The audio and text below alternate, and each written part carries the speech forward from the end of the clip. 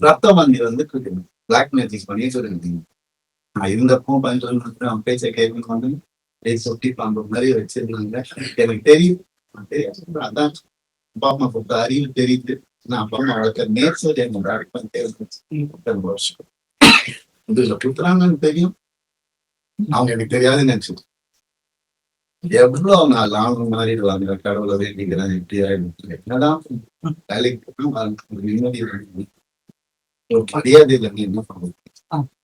அவ்வளவுதானே கேட்கிறேன். நான் பேசிக் தானே கேட்கிறேன். இல்லைன்னா ஆம்பளை பொண்ணு எனக்கு புரியல.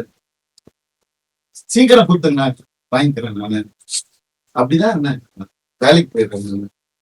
ஏன் இப்ப நான் வெளியே போயிட்டு யாரு கூடயோ போனதுதான் உங்களுக்கு எல்லாம் தெரியும். அதுக்கு முன்னாடி நான் 2 வருஷம் ஹோட்டல்ல அங்க இங்க தன்னதெல்லாம் உங்களுக்கு தெரியாது. இல்ல யாருக்கும் தெரியாது. ஏன்னா நான் சொல்ல 4 வருஷம் 4 வருஷமா எனக்கும் சம்பந்தம். இப்ப நடந்ததுதான் அவங்க எல்லாருக்கும் தேவை. அதுதான் அப்படியே ஜோடிச்சு இப்படி பண்ணி கிளாசிக் வச்சிருப்பாங்க நிறைய. ஏஐல கிரியேட் பண்ணி எவிடன்ஸ் எனக்கு தெரியாது. ரியல் எவிடன்ஸே எடுத்துட்டு வரணும். எனக்காக பேசுறவங்களும் இருக்கு.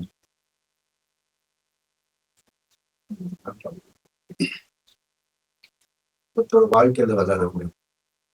ஒருத்தரோட இமேஜ்ல விளையாடும். என்ன நடந்துச்சு உங்களுக்கு எப்படி தெரியும்? இப்போ இருந்து பாருங்க 2 நாள் முடியுமா? இல்ல இப்ப இருந்தவங்களுக்கு தானே தெரியும். நீங்க ஏன் பேசுறீங்க? Cyber bullying tricks.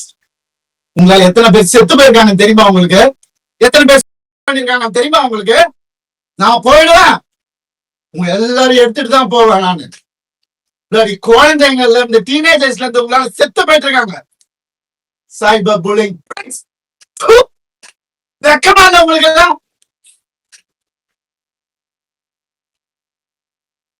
என்ன நினைச்சிட்டு இருக்கீங்க?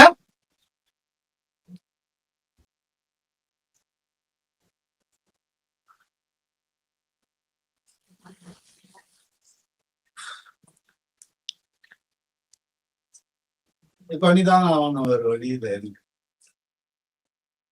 யாருதான் சொல்லுவா அப்படி இருக்காது.